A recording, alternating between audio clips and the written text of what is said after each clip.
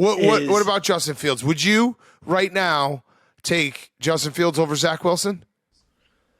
Oh my God, the pause says it all. You're insane. He's That's an insane. injury. I mean, in the world of That's insane. On today's Pardon My Take, it is time for the QB bracket, Billy's QB bracket. We have no guests today because of the circumstances this week, but we have a great show for you. We're going to talk all the NBA playoffs, all NHL playoffs, Billy's QB bracket. We have some baseball talk, blue checkmark talk, and we had a bub off, which was the bub off that everyone will remember, and Fyre Fest of the week. Great show for you, kind of old school feel. All the AWL's been with us since day one. We're remote, old school feel, and it's brought to you by our friends at ourselves, the Barstool Sportsbook. Today's Pardon My Take is brought to you by the Barstool Sportsbook. I'm opening the app right now. I'm looking at what we got. The Barstool Sportsbook is now offering $1,000 bonus for new players. If your first bet loses, get up to $1,000 bonus or $1,000 in bonus cash. Download and create an account today. Use code TAKE to unlock your $1,000 bonus. Be sure to use code TAKE to unlock your $1,000 bonus. Terms apply. Must be 21 plus. Gambling problem? Call 1-800-GAMBLER. Let's just look real quick. Celtics, Bruins, Red Sox, Friday and Sunday, parlayed, Boston. Let's go. It'll be boosted. Okay. Thank you, Hank. So that's what Hank's going to be boosting that. I'm going to be boosting Chase Elliott NASCAR race on Sunday. I'm going to the Knicks game on Friday night. I think I might have to responsibly wager on the New York Knicks -2. Looking at it right now, that feels good. Mecca will be rocking, and you can bet it on the Barstool Sportsbook. Again, $1,000 bonus for new players. If your first bet loses, you get up to $1,000 in bonus cash. Just use code TAKE when you download and register on the Barstool Sportsbook. Terms apply. Must be 21 plus. Gambling problem? Call 1-800-GAMBLER. Okay, let's go.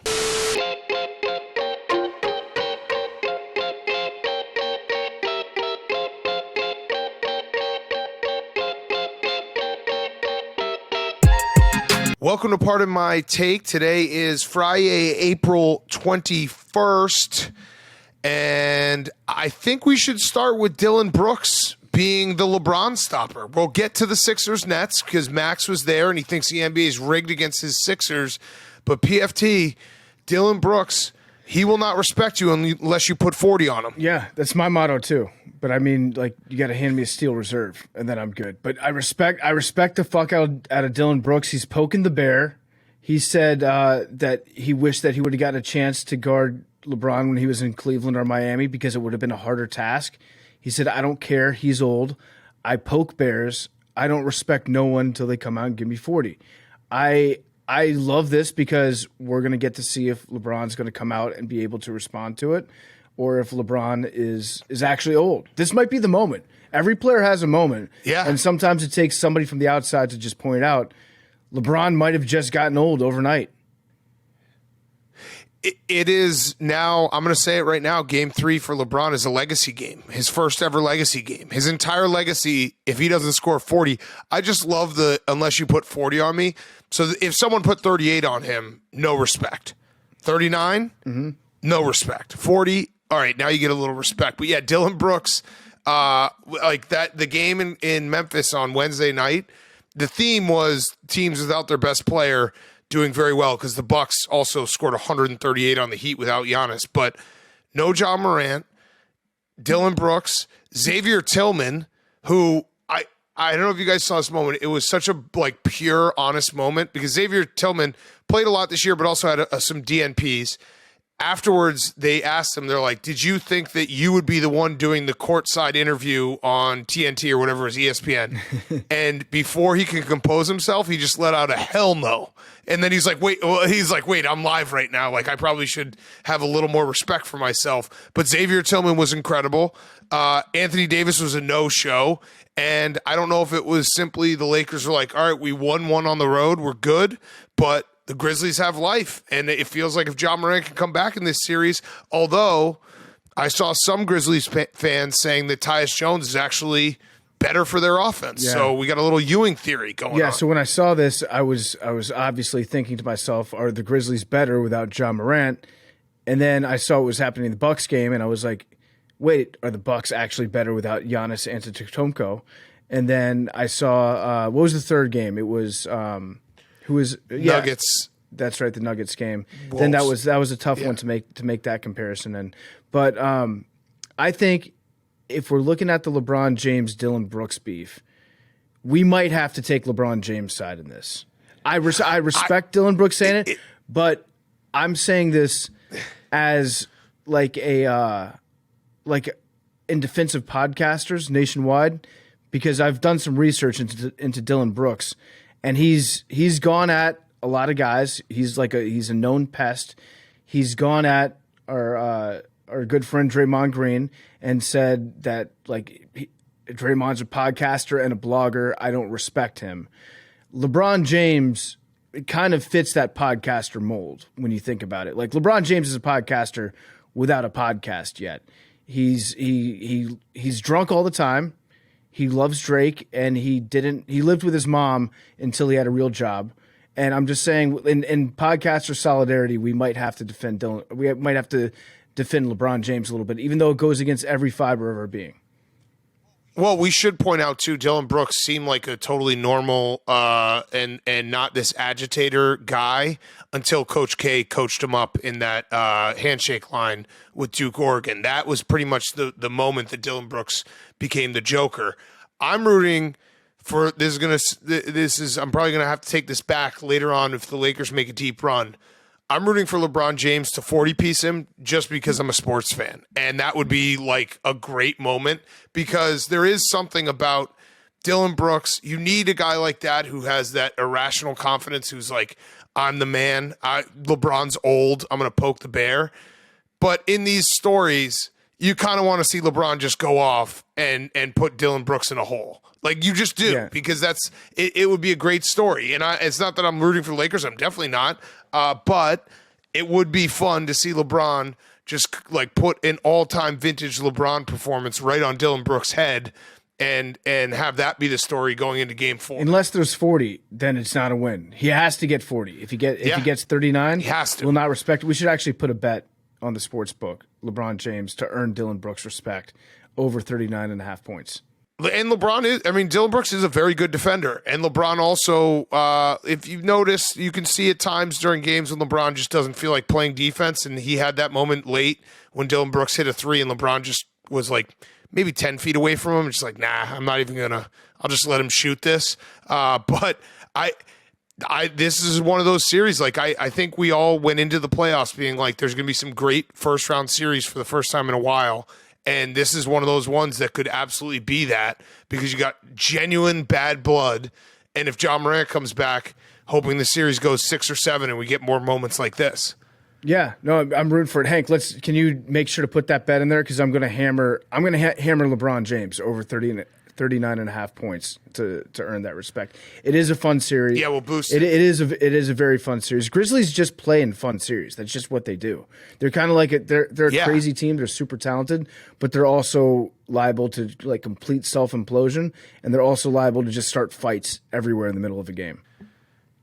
Yeah, and I don't know. Like I said, I do think there was it felt a little like the Lakers were like, all right, we won our game. I mean, Anthony Davis was just getting bullied by Xavier Tillman all night. So we'll see. I mean, if John Morant comes back and we get the 40-piece from LeBron, I cannot believe that Dillon Brooks has put me in a spot where I'm actually rooting for LeBron James to 40-piece him. This gives me like Lance Stevenson blowing in LeBron's ear 10 years ago vibes. And the one I always bring up, Ruben Patterson, when he said he was the Kobe stopper, and he was not. But he said it, and it felt good when he said it. And Deshaun Stevenson, when he was on the Wizards and they were battling against LeBron on the Cavs, and they had a couple good series in the playoffs, and I think LeBron said, comparing me to Deshaun Stevenson is like comparing Soulja Boy to Jay-Z, which... Yeah, I get that, but also Soulja Boy, he's got some certified bangers. I've seen the interviews on the Breakfast Club. Oh, yes, absolutely. Okay, other games that night. The Bucks put up 138 without Giannis. Joe Ingles was going off.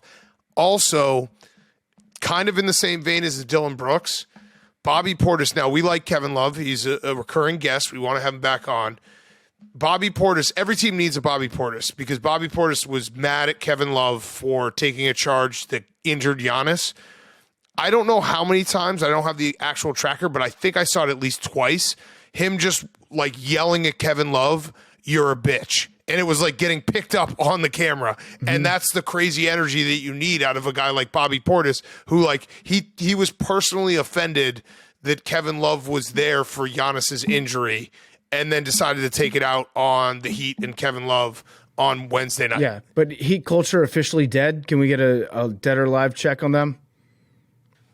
Jake? Yeah, I don't know. That was a tough one. Keep saying it's dead. You guys said it was dead, and here they are. They stole one in Milwaukee. They have home court in a 5-game series. I do think you saw two things, those two games specifically with Giannis and Ja Morant out. Like, there is a pride aspect for the rest of the guys where they're like, this is our best player, but we're still good too. And you could tell the Bucks felt that way after when they're like, we have the best player in the world, but we're also really good players and we're still a very good team and he's going to be back and we're going to be that much scarier. I think I saw the stat. It was the most points ever in a playoff game where the team was missing their leading scorer. So it was crazy. They just could not miss. They hit every fucking shot. And the Heat now, I mean, when Giannis comes back, it's going to be curtains for the Heat. Wouldn't you say, Jake? I mean, come on, probably, but they're in it right now. Yeah, it's a 5-game series. Max, they were 2 minutes away from. Did you not hear that? It's a 5-game series. Heat has home court. It's a 5-game series. The vaunted Miami home court advantage. Remember last Friday night, rewind a week ago, our two teams were battling it out, and we're like, do we even want to win this game? The Bulls suck. Right. The Heat kind of sucked too that week. They lost to the Hawks by 1 million, and then here they are a week later. If you told me this would be the scenario, I'd be like, yeah. 1-1. And then PFT, your Nuggets beat your Wolves. That game, I know that there's a lot of complaints about NBA referees. That game was phenomenal because Anthony Edwards had 41, I think, and Jamal Murray had 40. They were just going off. And then the refs were just like, nah, we'll just control the entire flow of this fourth quarter and suck all the energy out of this place. So, and I also, the only other take I had from that game, I hate to pick on people, but is Karl Anthony Towns just the worst, like, best guy in the league? He's got to be, right? He's probably the worst best. I think that's fair to say. He is back-to-back play-in tournament advancer, so they've got a little mini dynasty going on that one. He's just built for the play-in series. But yeah, he's so good, and he also sucks at the exact same time. He's the best player that sucks. Right. Or is he the worst? Yeah, he's the worst best player in the NBA. That's a different conversation. Is he the worst best player in the NBA, or is he the best worst player in the NBA? We did this with Dion for like 4 pro football shows in a row. He's not the best worst because I don't think he's bad. He is good. Yeah. He just is not good in the playoffs, and he plays bad. I agree 100%. I think that Murray, Jokic, and Porter, they're not. I can't say they're a big three yet. We can't call them a big three in Denver, but they're a very, very good mid three, I guess. And I don't know. When they cook together, when they're all playing, like if the worst one out of those three has an average game, then the Nuggets can and will beat most teams that they play against. So I'm still very optimistic about the future there. It's hard to say though because the Wolves they look completely lost. And I did want to give a shout out to Kyle in the face by Rudy Gobert and Kyle at the ref.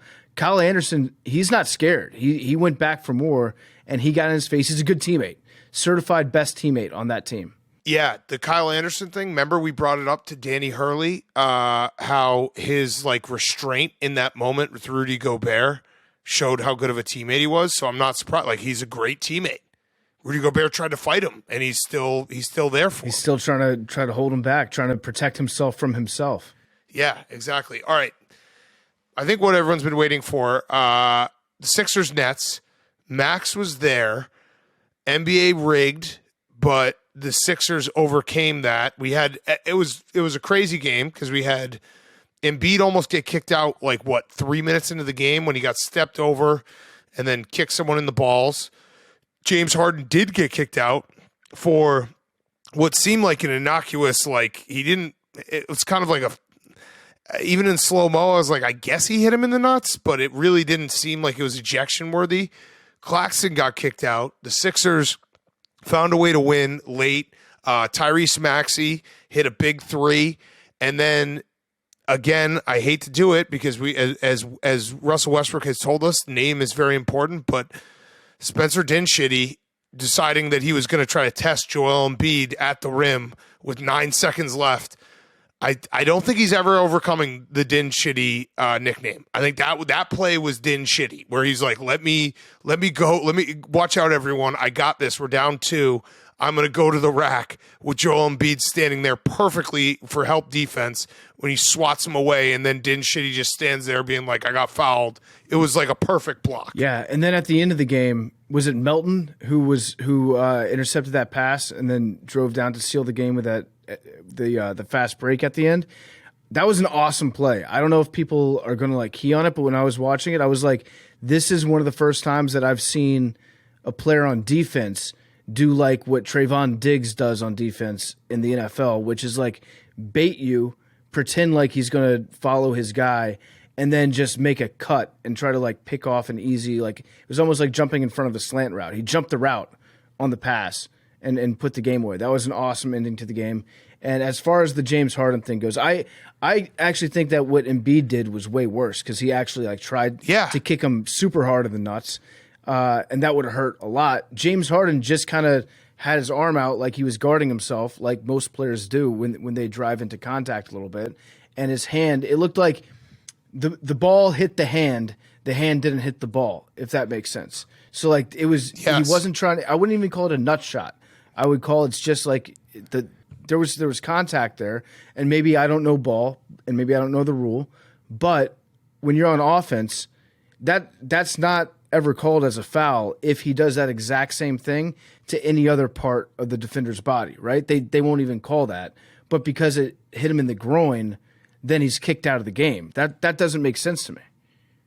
It was one of those situations where usually, like, when an ejection happens, you're like, all right, well, if we watch the slow-mo replay, we'll be able to figure this out. Something we didn't see, because in real time, it was like, oh, he got hit in the balls, but it wasn't anything nefarious. Then they showed it in instant replay, slow-mo replay, and I was like, yeah, I still kind of don't see what happened here, why this would be an ejection. I do think it was just a makeup call for Embiid. And to defend Embiid for a second, you can't step over another man. I mean, listen, Hank has never recovered from Jake stepping over him. So, that, like, your reaction is going to be, I'm going to kick him in the ball. So Max was there. If you watched Max game time ad in the first quarter, he was as aggro Max as he could be from the jump. Max, you think the league has it out for you?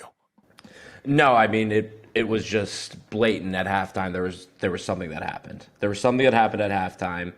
People were upset about that Embiid didn't get kicked out of the game, which they shouldn't be, because who the fuck does Nick Claxton think that he is, stepping over Joel Embiid like that? He absolutely had every right. He could have taken a ball away, and I think that would have been justified. But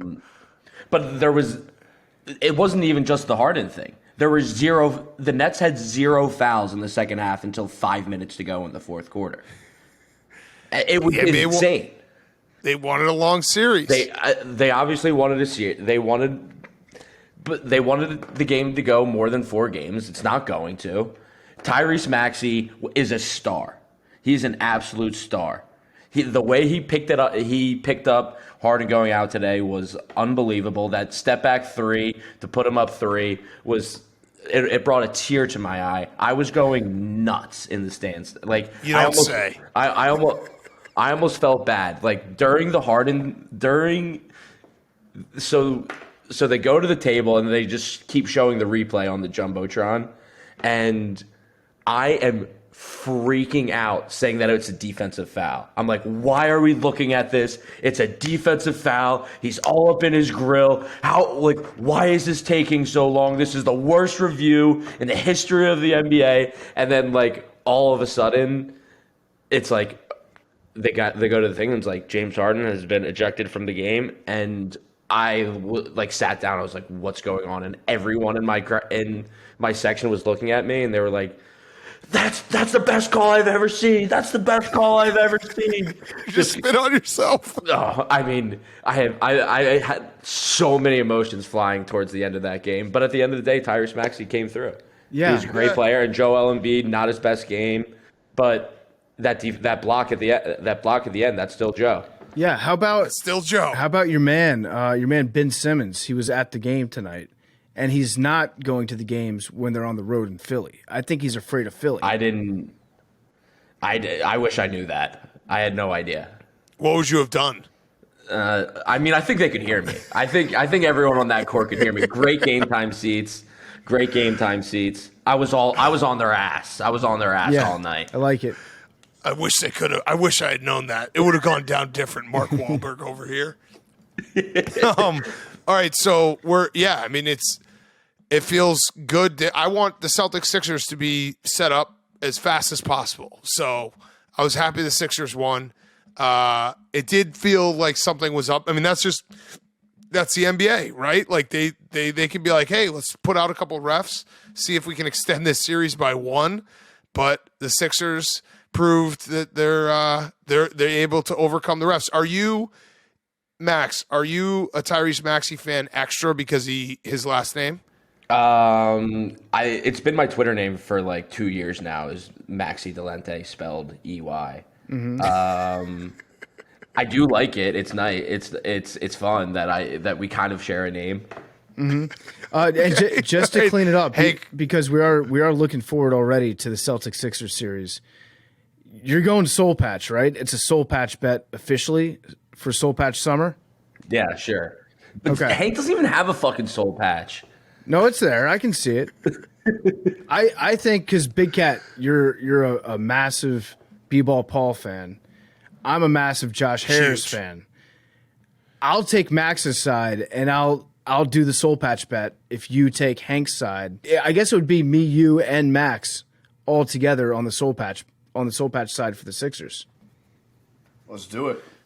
Or I would be interested in possibly doing a Soul Patch bet where you guys can just set a line for B-Ball Paul points for the entire series.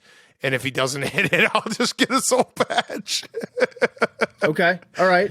So it'll be me and Max on the Sixers. It'll be Hank on Hank Island on the Celtics. Blake It'll be Big Cat riding or dying. Blake Island. Oh, okay, call it Blake Island. All right, yeah, and I'll just be. You know what? Actually, give me a combined total Blake Griffin, B-Ball Paul points, and if I don't reach it, I'll get a Soul Patch. So I'll be rooting hard for both of my guys. Also, there should definitely be a reality show called Blake Island, which is just like MILF Island, except all the dudes are just chill bros named Blake. Yeah. I would watch the fuck out of that. Watch the fuck out of that. Hank, did you have any thoughts on the Sixers' performance tonight? You were popping off a lot on the text chain. No, it was a fucking absolute war, dude. Embiid looked like he was going to gas out at the end of that game, but that's the playoffs. You know, it's round one. They're probably expending all their energy, but they won the game. It was a good game by them. Well fought, hard fought battle. Harden and Embiid are both just, clearly scumbag players that have no problem kicking people in the nuts. Draymond's school of playing. That's a thing in today's day and age of the NBA, but they won, so that's all that matters. Okay. Max, I've never seen a person more angry in a ad read in my life. But that was like, shout out. Look at these seats. They're good seats. You don't use game time. You're a fucking scumbag. I'll do it again on Saturday. On Saturday. Yeah. It got to the point. It's convincing. I enjoyed it. It was just that was my takeaway. Quick break to talk to you guys about the new film Big George Foreman. It's a never-before-seen look into the unbelievable true story of George Foreman's life inside and outside the ring. I actually went to the movie theater last week, saw a preview for this, and I was like, I have to see this movie. It looks awesome. Watch George Foreman's story of one of the greatest comebacks in sports history. After winning the Olympic gold medal and heavyweight title, George Foreman retired only to return to the ring 10 years later to once again win the heavyweight championship for a second time at 45 years old. That was a spoiler, but you should know it.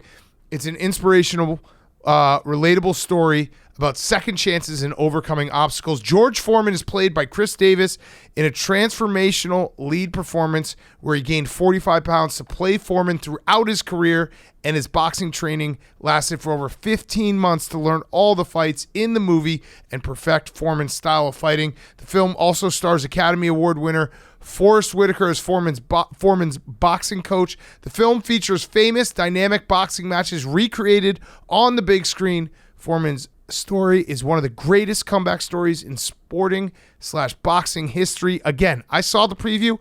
I guarantee I'm going to see this movie. I will give you a review. We will review it on this show. Big George Foreman is exclusively in movie theaters April 28th. Tickets are on sale now, rated PG-13. Watch it because we are going to review it. Go check it out. Big George Foreman exclusively in movie theaters April 28th. Tickets are on sale now, rated PG-13. All right, Warriors kicked the shit out of the Kings, which I think a lot of people expected because it's just Warriors go home and they're too good to not have the pride. Like, that was never going to be a sweep. That was never going to be something they didn't put up a fight. Now we go to Game 4 and see, like, if this could just be one of those series where everyone wins at home and then we just see what happens in Game 7. And or the Warriors just sweep from here on out. Oh, you're feeling that? Are you saying? Are I'm you saying giving? that once you are you giving a tide alert? Once you in PFT, once it got past like 5 minutes of pro King stuff, I was like, this just means the Warriors aren't gonna lose another game. Like, when you guys really were like getting devoted, I was like, this just screams. You just Warriors hate. You just in the next 4. You're a thief of joy, Hank. Let the people have a little bit of fun. All right. I don't think that we've ever said the word Sacramento on this podcast in the 7-year history of the show. And we're talking about it. We're having fun. We're enjoying it. Let people enjoy a fun thing for once without just trying to grinch on everybody. They can. I hope they do. Yeah. I hope the Kings win. I hope the Kings win. I don't want to see the Warriors win. Especially because the Warriors, like, media mafia came out in full. There was, like, multiple articles and people, talking heads, being like, Sabonis was actually the aggressor in all of this. And, you know, Draymond did nothing wrong. So we're standing up for Kings fans. Light the beam. Yeah. Except for tonight. Because you got your ass kicked. And the Warriors looked really fucking good. I almost wish that Draymond wasn't coming back until it was a road game. Because he's going to come back. The crowd's going to cheer for him at home. It's going to be, they're going to give him, all the roses when he gets out there. He's going to be in a friendly environment. I would much rather have him make his comeback on the road in that same hostile environment that he got kicked out of, where he was flipping off the fans. I want to see him make his return just in a scenario where he is like, yeah, the bad guy's back. The bad guy's back. And let him see go like full Draymond on people. Yeah, and I do love that Steve Kerr having Draymond's back the way he does, because Draymond, a coach could be like, yeah, we keep losing him for these big games. It sucks. But he says it exactly how I've always thought about Draymond, is like, he plays with an edge. That's why you win a lot of games. That's why you won 4 titles. Obviously, Steph Curry and Klay Thompson have a lot to do with it, and Kevin Durant. But Draymond's energy, you take the good with the bad. And, like, the way he plays, he will miss games because of these incidents, but he also plays right up on the line that helps you get that edge that has made you the most successful team in the last, 5+ years, 7 years. And if you're Steve Kerr and you say something like, I can't believe that Draymond would do this to us in a time where we really need him in the playoffs, then you're just telling on yourself for not understanding who you've been coaching for the last, 8-9 years, however long it's been. All right, so the other game looks like the Suns are going to win. They're up 9 right now. It's late. It's like almost 1 o'clock. Should we talk a little playoff hockey? And Kawhi, I jinxed the fuck out of Kawhi when I was like, Kawhi's a perfect example of load management, and then he missed game 3 with a knee injury. So, you can blame me.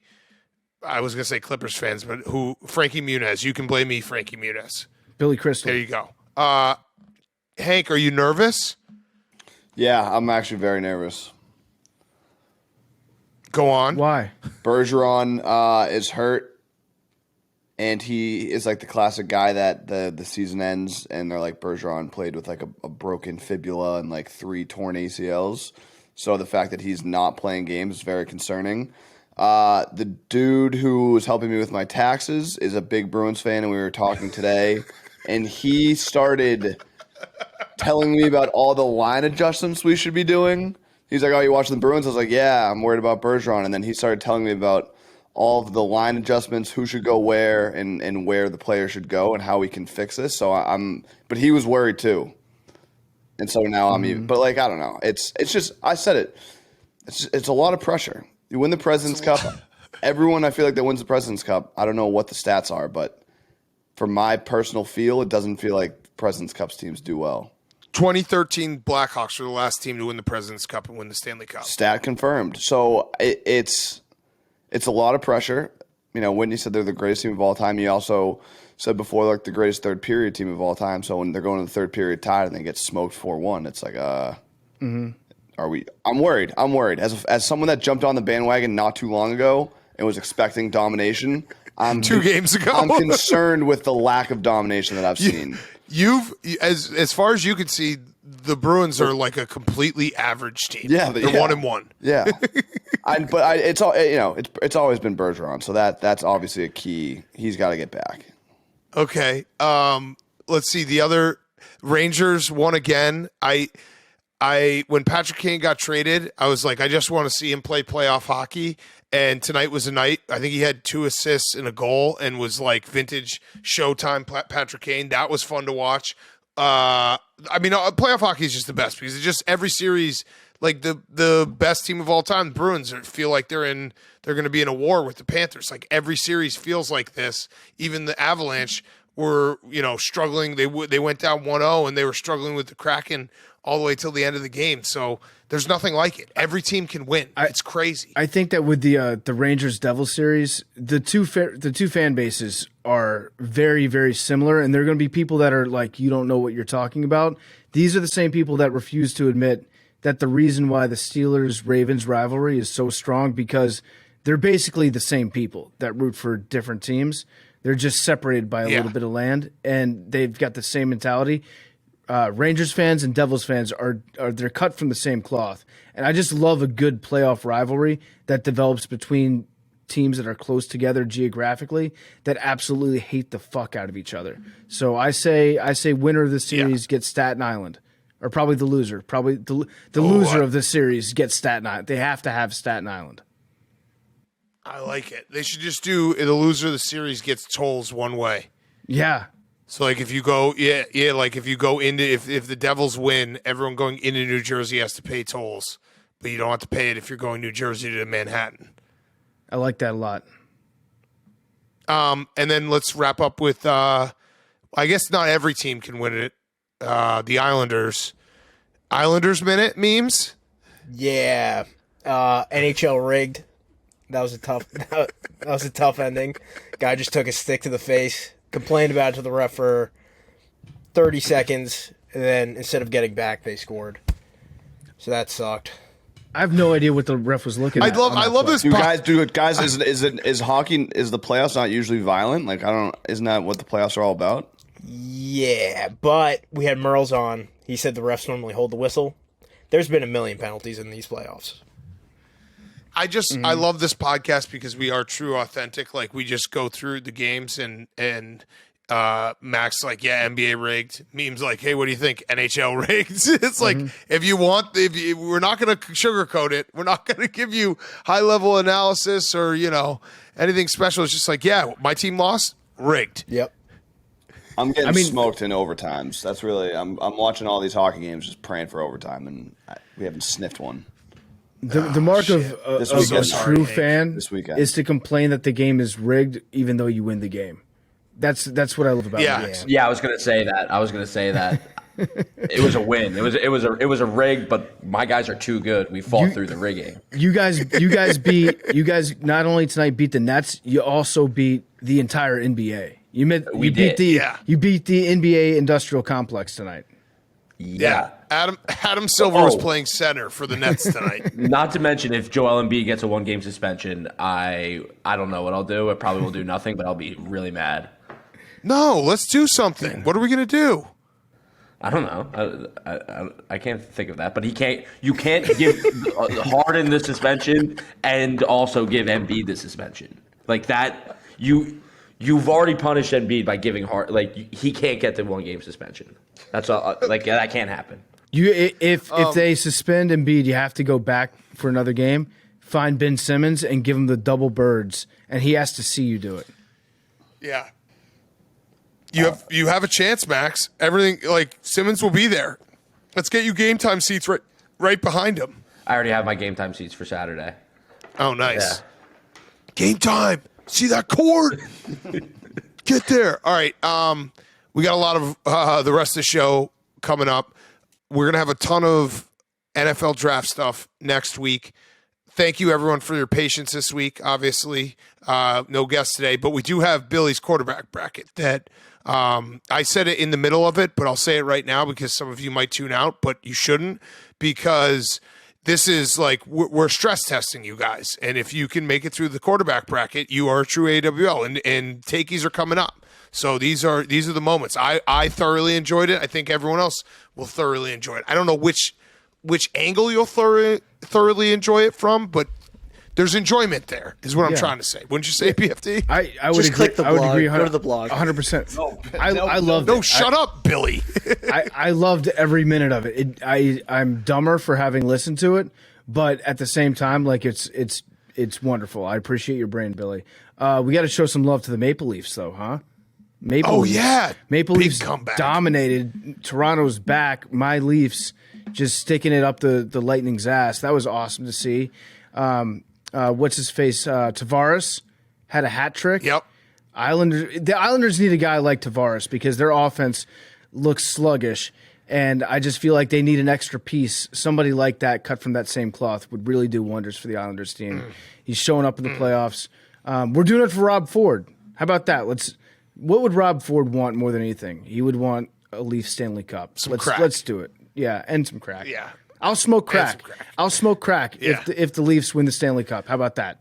Why'd I say that? I'll match. I'll double. Okay.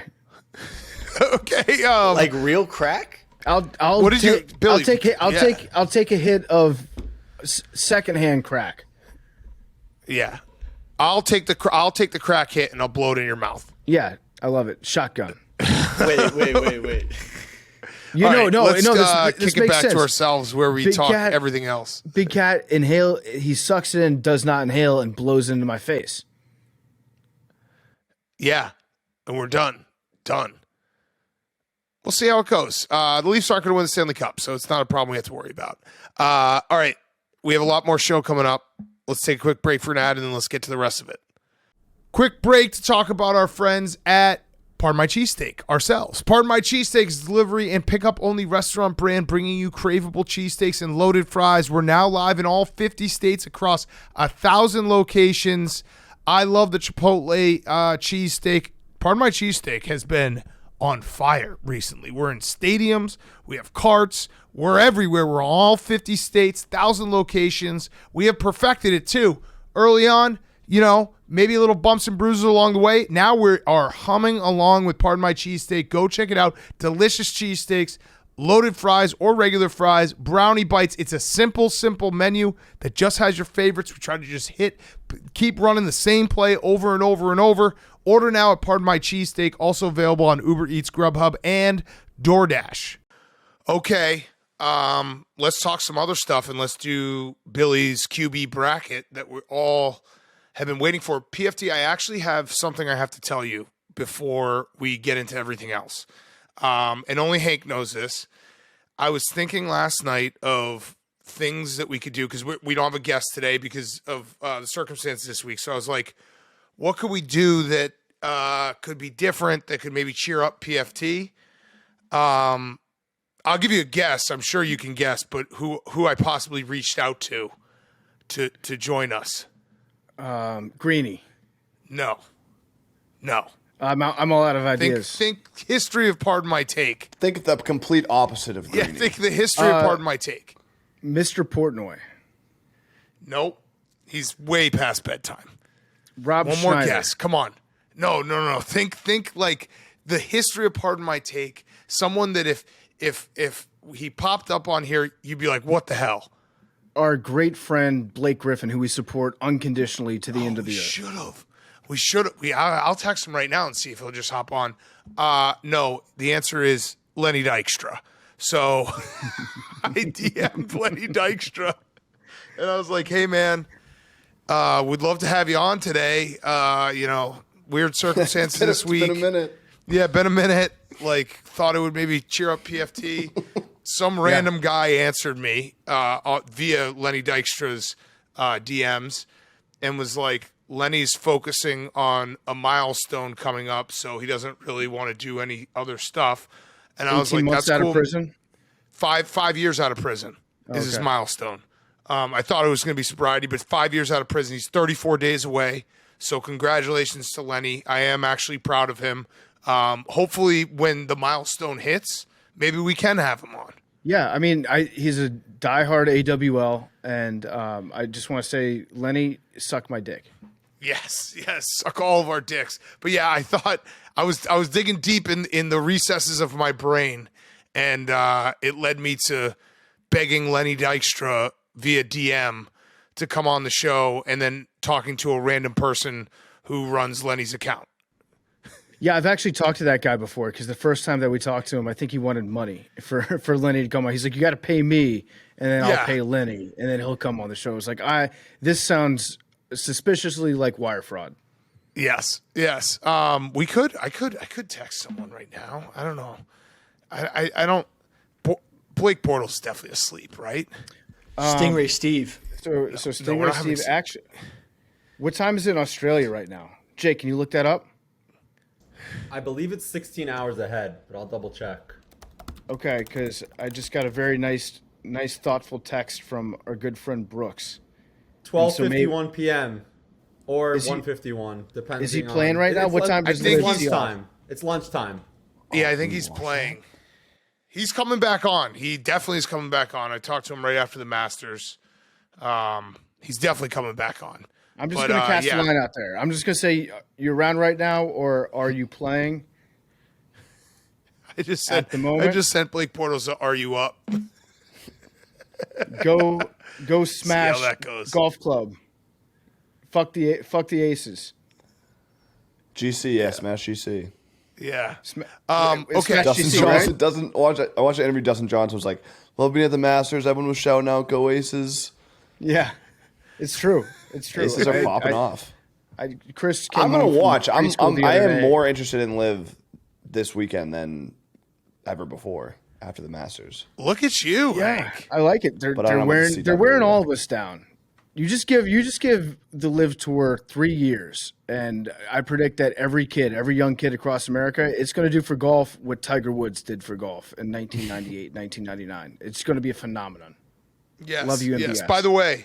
By the way, speaking of Tiger, so we'll talk some other stuff and we'll do Billy's list. But I would like to take back a take.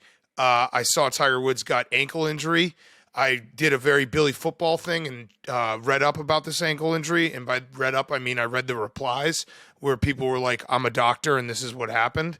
And it seems like the ankle injury means that he's never going to be able to golf at the level he was golfing at before the car crash ever again, because it was a quality of life surgery that like will decrease the pain greatly, but his ankle mobility will never be the same. So I'm going to retroactively take back, he will never win another major. Well, one of the great things about this show is that when we're cooking on takes like this, we just let each other go and the facts be damned and people can correct us later. And when you were saying that, I was telling you, no, he's not going to be back. It's not going to happen, because I knew that he had an injury beforehand where his screws that he has in his leg had actually broken through his skin and popped out. And that's, I knew that too. Again, not a doctor, but I'm just going to guess that you want your medically inserted screws to stay inside of your skin when you play. But even after I just said that, it felt dirty, and it's like I'm actually already back to maybe he could win one more. Well, because he is Tiger Woods. Yeah, I was going to say the counterpoint is Tiger Woods.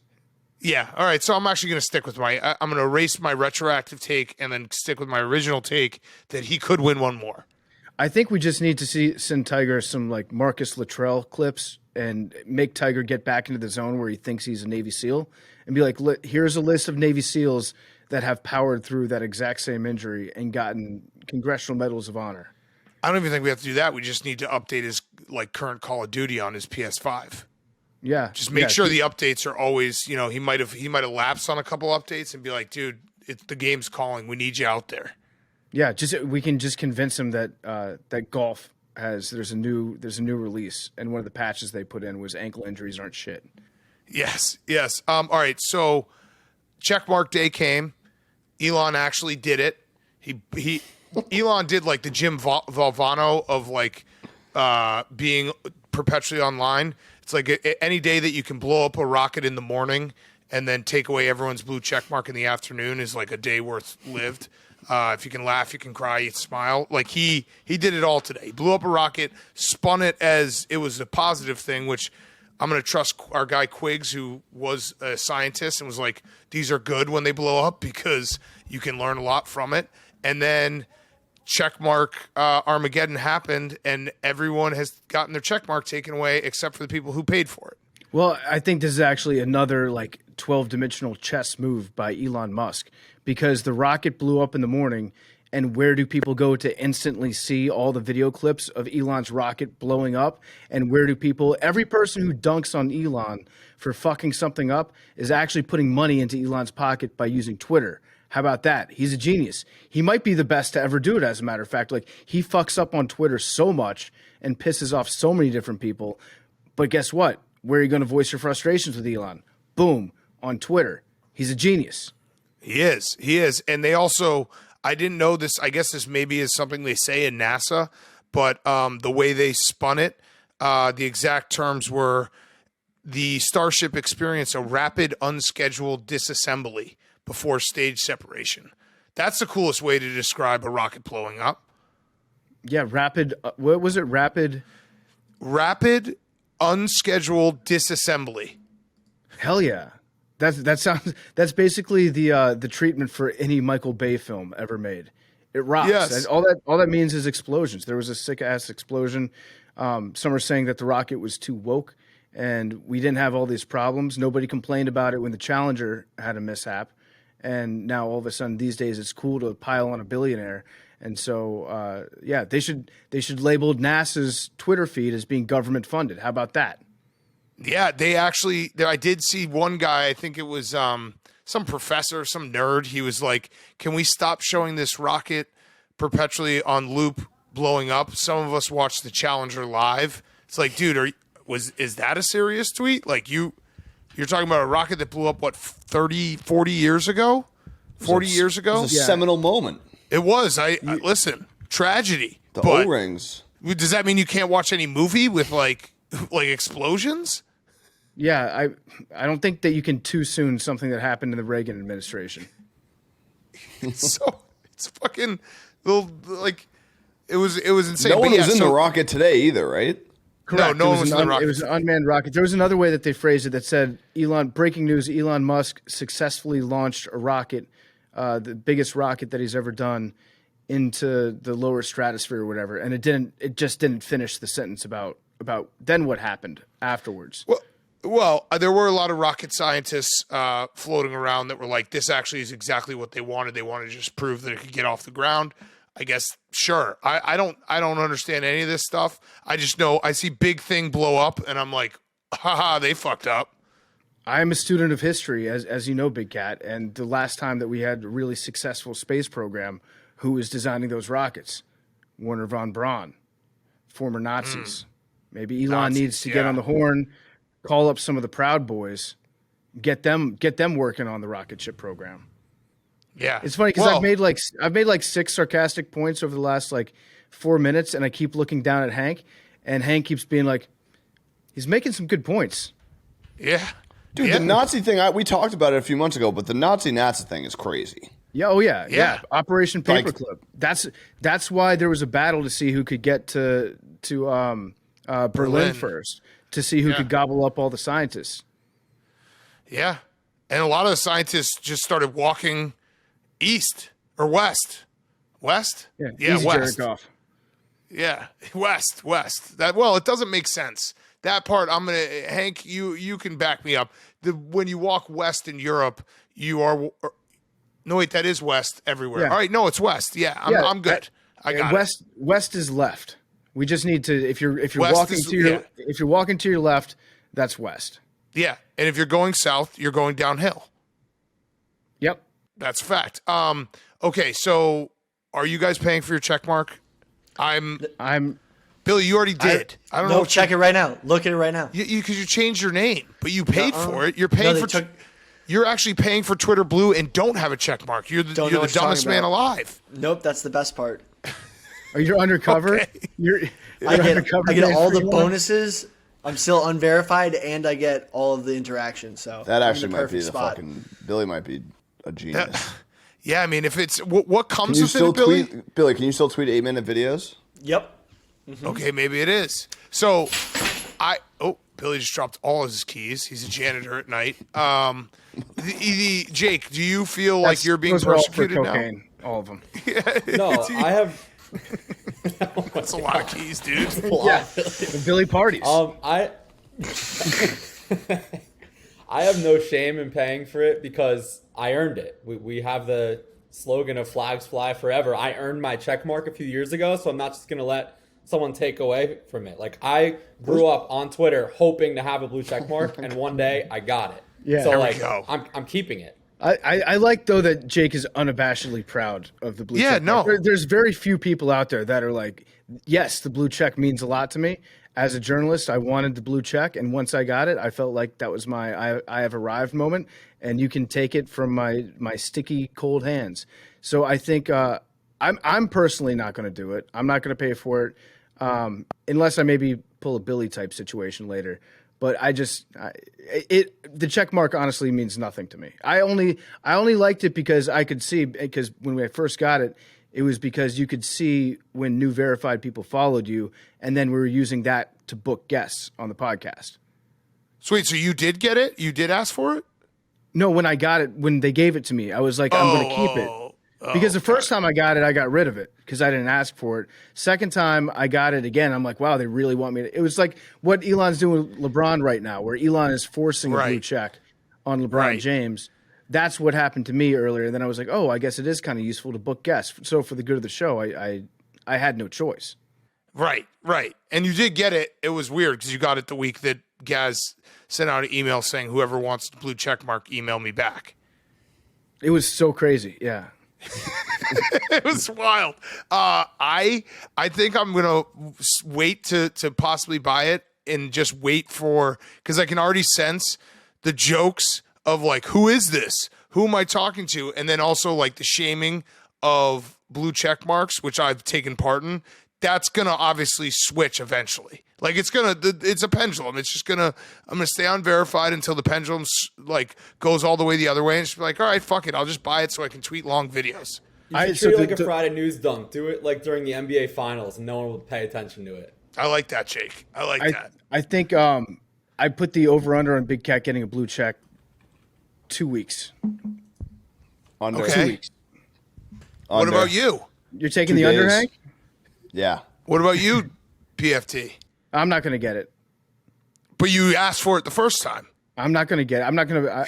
I have no desire to pay $8 a month to have a blue check badge next to my name.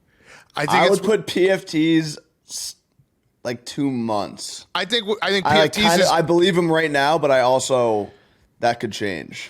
All right. I think it all right. also PFTs will be like if Gaz just emails everyone being like, "Hey, Barstool's going to pay for blue check marks. Just email me back, and we'll be good."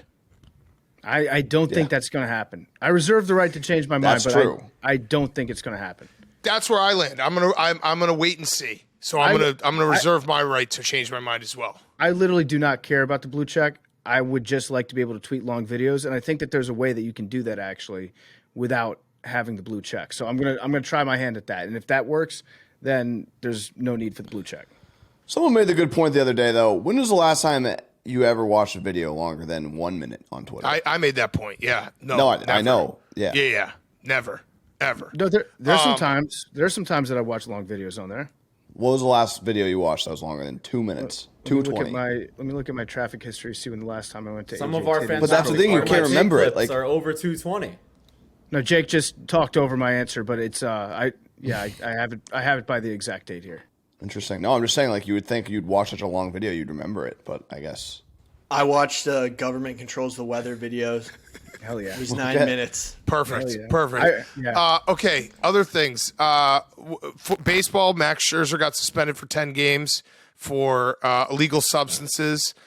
He just lost it, loved it. I still love, like, the pat down and when they decide to do it and how random it seems. And it just, the Mets do feel a little cursed this year. Not going to say they're cursed, but they feel a little cursed. So the real story behind Scherzer getting suspended is the umpire behind it, because this dude, we've got America's new top cop in Major League Baseball, and he's got a fantasy fuckboy name. It's Phil Cuzzi, Cuzzi. Phil Cuzzi is the umpire. He's ejected all 3 pitchers that have been caught with 2 sticky substances on his hand. So he might actually just have sticky hands. And whenever he goes up to a pitcher and touches them, he's like, "Whoa, there's definitely something on here. What is all this? This is all fakakta." So he's the guy that we got to keep our eye on. Don't fuck with Phil Cuzzi, because he's definitely kind of deputized himself as like the sticky guy. He's the guy with, he'll find you. He'll find you. Don't try to fuck with him. He's like Kevin Costner on Untouchables. Yeah, we also had I don't know if you saw this clip, PFT, but Madison Bumgarner just continues. I love that Madison Bumgarner, 1, is still pitching, and 2, he has taken the role, the previously was like John Lackey, then Roger Clemens before him, of just starting pitcher that is perpetually upset at everyone and any type of showboating. He got mad at Wilson Contreras the other day for making a noise on a foul tip. He just stood there and started saying, fuck you, and then credit to Wilson Contreras, he then got walked, and he bat flipped his walk right in Bumgarner's face. And if Bumgarner was allowed to kill a person on a baseball field, he would have done that right there. I love it. All the best pitchers are complete and total psychos when it comes to that shit. And Madison Bumgarner, he's been an intense individual for a long time. And anytime we bring him up, I always have to remind people, if you don't know the story already, Madison Bumgarner, when he was, I think, in high school, he dated a girl who was also named Madison Bumgarner. That's fucking weird. That's maybe the craziest thing that's ever happened in the history of the world.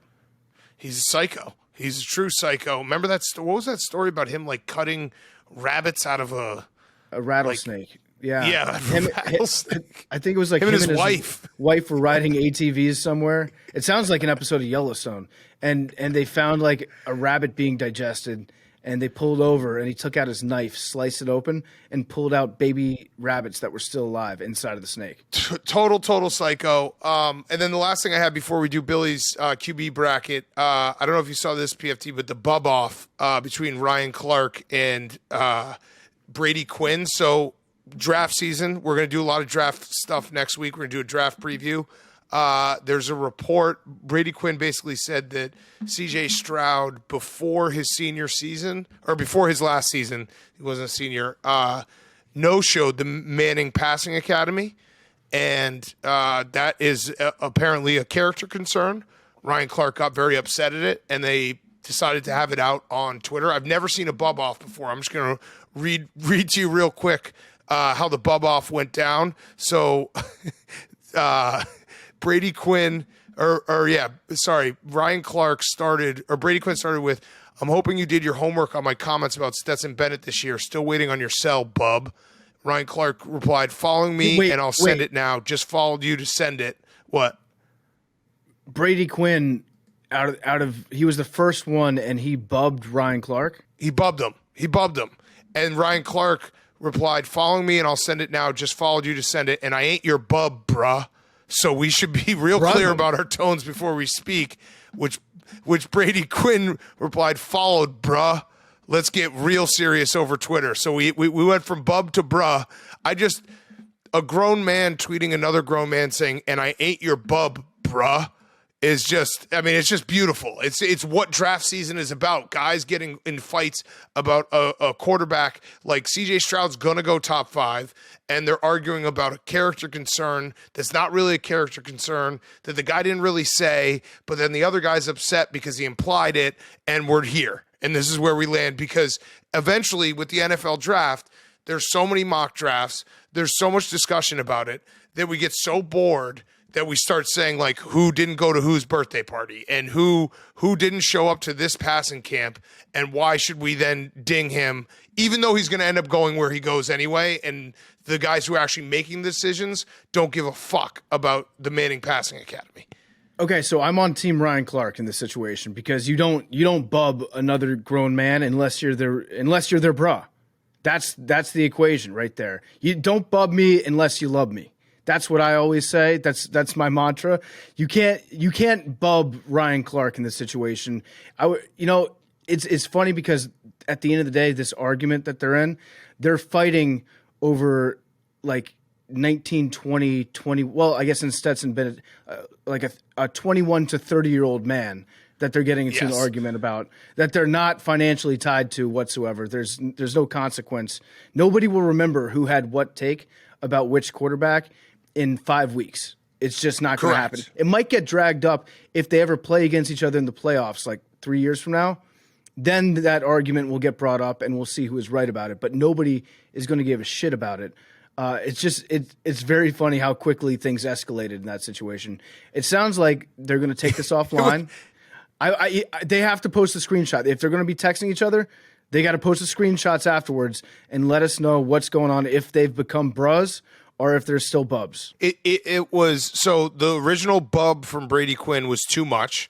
Because I agree, you can't just bub someone out of nowhere, out of left field. Like, you're just minding your own business, you get bubbed online. That's everyone's worst nightmare. Ryan Clark's bruh, though, that wasn't like a bro. He didn't do bro, he did bruh. That was a disrespectful bruh. I count it as they need to hash this out on someone's podcast, like all real fights should be decided. All men, if you get in a fight with another man, invite him on your podcast, and that's how you squash that beef. Yeah, and then they'll go on the podcast and they'll just be like good friends. Yeah. And like, everybody, and then at the end, they'll be like, all right, see you later, bub. And like, haha, good one. Even though they're both still very mad. It's like the meme of the two dogs that are barking at each other through the fence, and then they take the fence away, and then the dogs are just like, oh, okay, we're cool. Taking the fence away is going on somebody's podcast. Yes. That's how, I mean, listen, if we could get Israel and Palestine to just get on each other's podcast, we could probably solve this whole thing. Easily. Just come on my podcast, bro. Yes. One day. Yes. Don't say bub. All right. Before we do Fyre Fest, let's get to it, Billy. It's a Roback question. Roback, go right now, rhoback.com. Performance gym shorts, perfect for the summer. Use code TAKE for 20% off your first purchase. Roback.com, rhoback.com. Use code TAKE.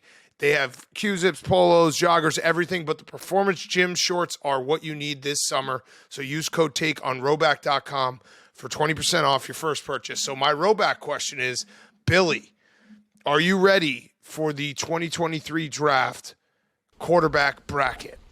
Yep, 100%. So this year, the bracket's a little different. We got 4 guys, the top 4. So I ranked the top 12 quarterbacks in the draft. Wait, this year top we got 4 get buys. Okay. I was just trying to follow that. We got 4 guys in the top 4. That's an all-time record. Okay. And they have buys. They have buys in the bracket. But of the top I think you 12, missed that part. The top 4 have buys. I spoke in the bracket. In the bracket. All right, wait, so list all 1 through 12. 1 through 12. So we're going to start with 12. Malik Cunningham, Louisville. Okay. Then we got Jake Haener, Fresno State. Yep. Very good quarterback. Then we got Dorian Thompson-Robinson at 10. Then we got Clayton Tune from Houston. Wait, where did DTR go to school? UCLA. Okay, got it. All right. I knew that. I just want to make sure you know that. I feel, because when you start saying schools and then you don't say a school, I'm like, what's going on? Clayton Tune, Houston. Okay. My mouse is being annoying right now. Tanner McKee, Stanford. Okay. Then we got Stetson Bennett. Shout out to the Stanford wrestling team, four-time national champs in a row. I saved They DM me Stanford like wrestling. 100 times. Dynasty. Yeah. Yeah, shout out to them. Okay. And then we got Anthony Richardson. He is what seed?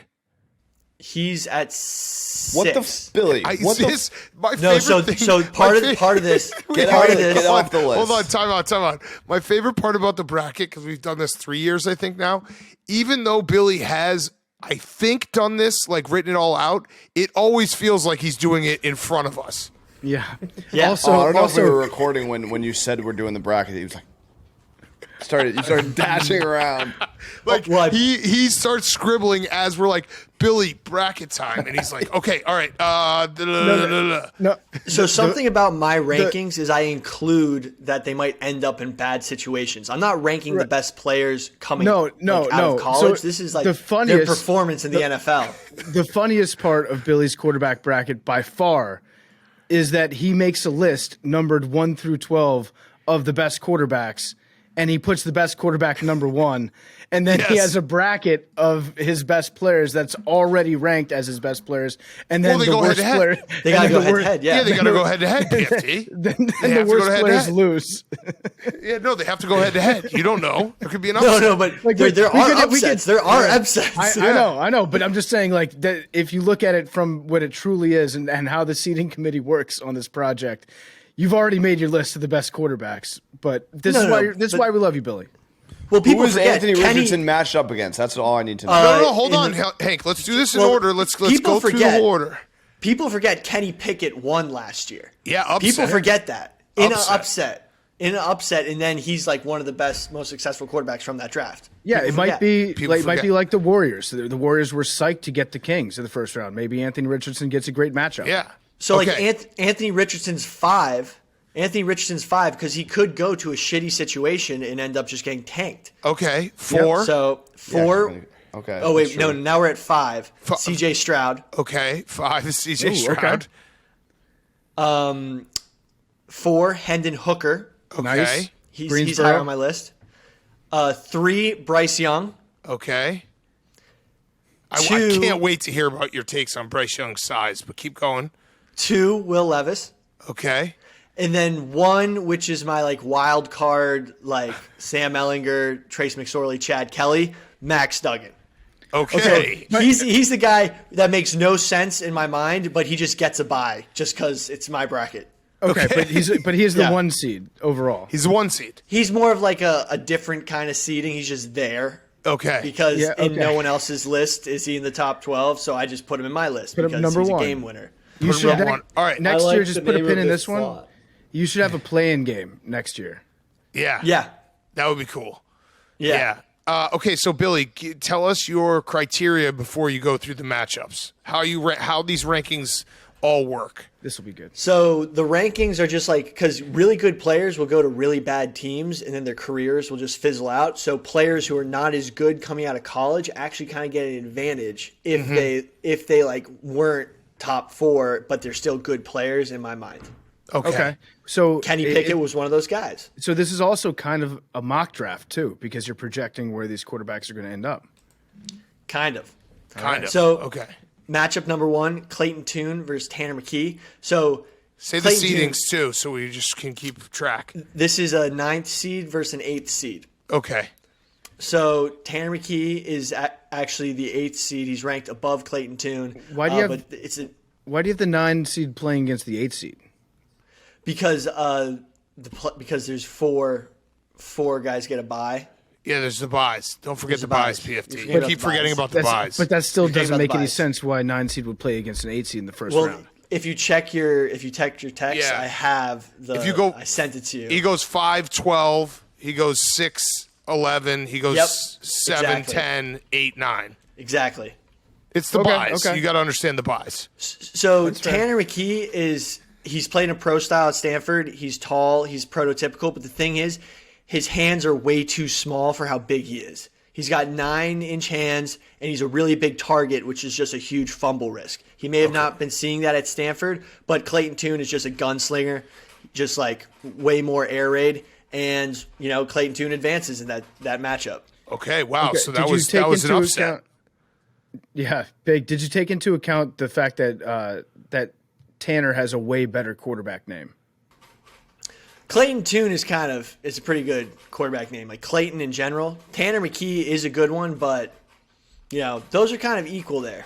And Okay. PFT, I would argue Tanner's a great college name, not a great NFL name. Right. Yeah, absolutely. But it's such a good college name that usually, in my mind, I would draft that guy higher. Is that your hedgehog, Billy? Yes. 1 second. We're going to take a pause. So This is a so quick earlier, commercial break for Billy's hedgehog. so earlier when Billy was like, gymnastics, Hank. earlier when Billy was like, he's I'm nocturnal. sorry, my mouse is driving me crazy. I actually thought that he meant his rodent, but no, he was talking about his computer. No, I mean, only Billy could you hear that noise and be like, oh, that must be his hedgehog. Okay. Drinking Next water. matchup. Matchup number 2, C.J. Stroud versus Malik Cunningham. This one is just, this is a first round 5 versus a 12. C.J. Stroud easily takes this. Like, Malik Cunningham will never get out of Lamar Jackson's shadow. So, like, comparing him out to anything, like, he's just not going to make it. He's too small. He is quick, but he's just not going to translate. There's also C.J. Stroud some, easily wins that. there's some Malik fatigue from last year, given how Malik played for down the stretch for the Titans. Jake Hayner versus Anthony Richardson, another blowout. Anthony Richardson takes it. Jake Hayner, very good quarterback, beat UCLA, but still a poor man's Derek Carr. Matchup number 4. They did go to the same school. They did, but I didn't want to just say that Malik Cunningham was a poor man's Lamar Jackson without saying Jake Hayner is also a poor man's Derek Carr. Nice. Yeah, Don't even try to put that call in Billy racist. there. Yeah, can't get me on that. Well, you Stetson did Bennett. Also compare 2 black guys and 2. Never mind. Okay. Stetson Bennett versus Dorian Thompson-Robinson. DTR, electric player, but Stetson Bennett is just going to take this one. He played better competition, won more national championships, been in bigger moments. So easy win for Stetson Bennett. He's a so gamer. now, Billy, I don't know how much DTR you watched. He is electric. He's so the electric. quintessential, like, he will do some fuck shit and then he'll throw like a terrible interception, but then he'll go back and he'll just like rip your defense to shreds and has crazy confidence. fun fact, he's thrown the fastest ball at the combine since Josh Allen, 62 miles per hour. Whoa. Forgot to mention that. Okay. Yeah, so, I mean, think about that. And he's like so much smaller, but he can rip it just as fast as Josh Allen. Okay, but he lost to Stetson Bennett. Yeah, but, there's some decision-making choices. He throws it fast, but He's that sounds Disrespectful like to some police code officers. talk, baby. no, That sounds like some code no, talk. no. Yeah, We'll get into you it think later. Stetson Bennett's a smarter quarterback? No. He's older. He's very Stetson Bennett is wiser because he's Wiser, so old. not Because he's smarter, old. wiser. He's old. It's because he's old. Yeah. DTR also is totally electric. He jumps over dudes all the time. I think TTR is pretty old too. Stetson Bennett is definitely like 50 years older than him. Okay, matchup number DTR 5. is 23 years old. Yeah. So matchup number Pretty 5. old. Well, I mean, Stetson Bennett's like Yeah, yeah. 27, right? So I think he's 25. now we're advancing to the next round. Max Duggan versus Clayton Tune.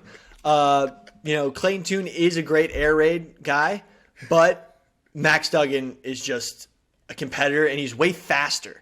Like, Max Duggan ran a 4.52, like, in the combine. Did anyone expect that? Like, he's that much of an athlete, and he's a winner. Why did you not expect that? Because he's a ginger. So Max, not that fast. They get too angry and caught up in themselves. Max he's got soulless speed.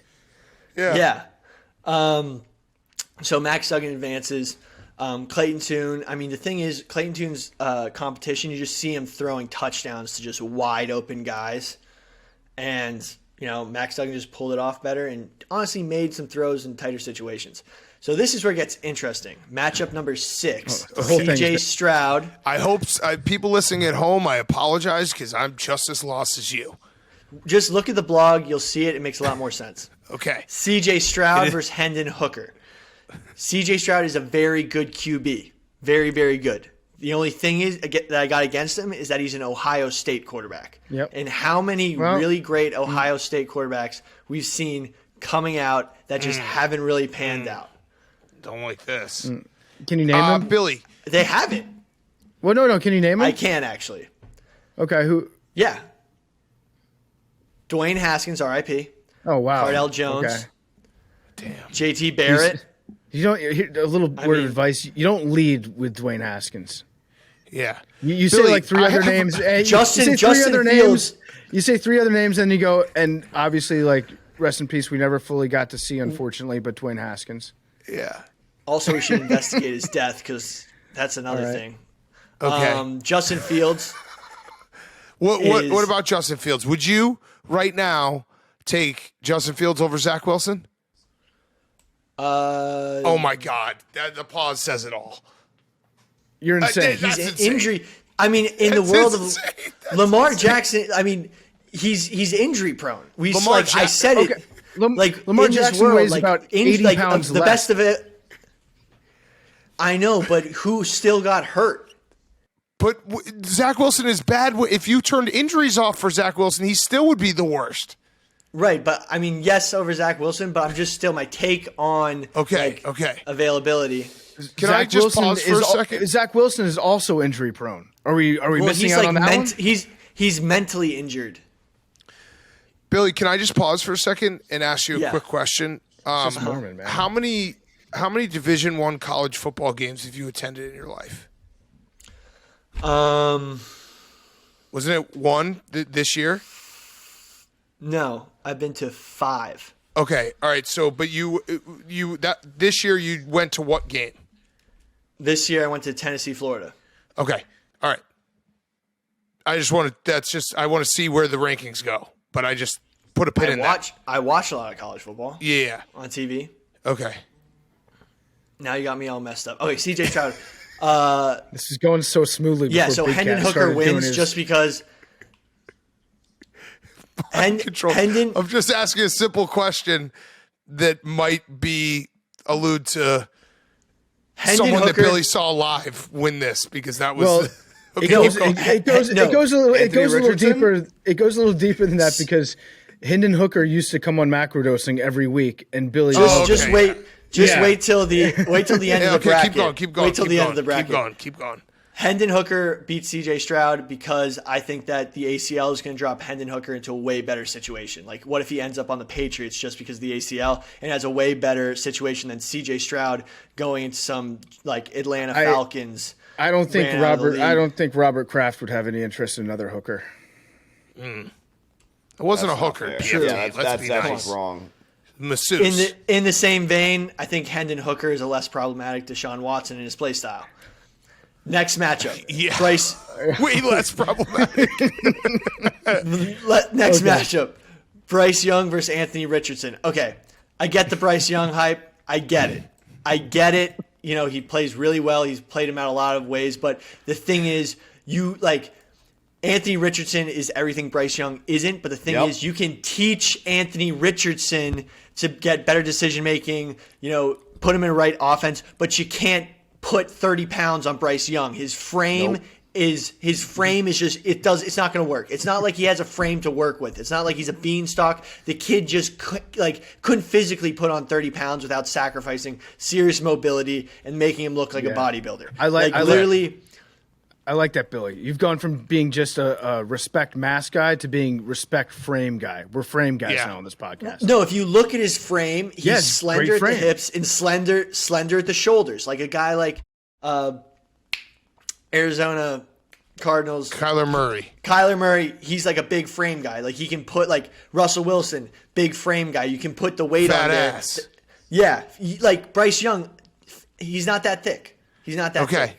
Okay. And because of that, like he's going to be more injury prone. You think Kyler Murray's a frame guy? Anthony Richardson's just a beast.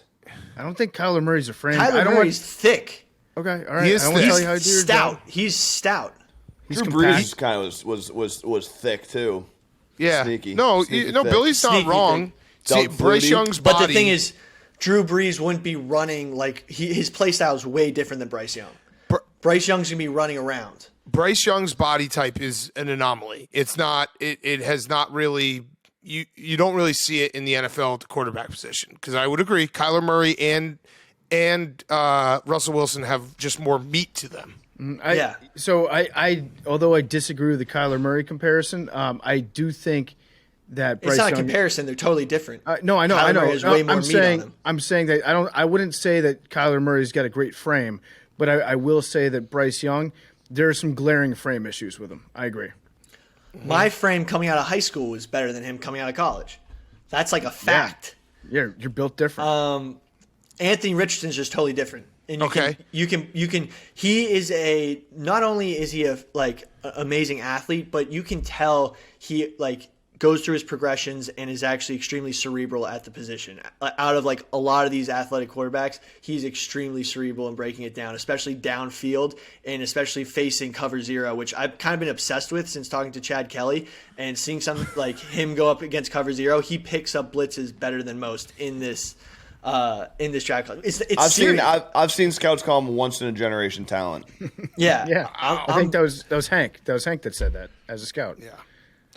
Okay, keep going. Matchup number 8. This is a big one. Stetson Bennett versus Will Levis. And now this are is we in the final four? I don't know where we are. We are in the final four. Okay, No, so this is the 2-7. No. This is quarterfinals. This is the last quarterfinal. Okay, Say the Stetson seeds. Bennett. It'll make more sense for the listeners. the best, This is a 2 seed versus a 7 seed. The best part about this is, listen, we obviously there's been a tough week for PFT, and it's we don't have a guest on this week, and we basically are just stress testing the AWLs, being like, you guys said give PFT as much time as possible, and we're here for you. Well, how about we do Billy's quarterback bracket for 20 minutes and really see if you like this podcast? I'm putting the team on my back right now. Stetson Bennett versus Will Levis. No. Stetson Bennett, I didn't like. So I've been reviewing his body cam footage of his arrest, and the only thing I didn't like about it was how he bitched about when they put his handcuffs on. He just kept, the first thing he did was complain about how painful the handcuffs were, and I'm like, look, man. Pain is temporary. If you get banged up in the game and you start complaining, get your mentals broken. He's already on chemicals that are supposed to dull pain. That's a big red flag for me. If he's got a low pain tolerance, that's one thing. And look, Stetson Bennett has only lost 1 game in his career.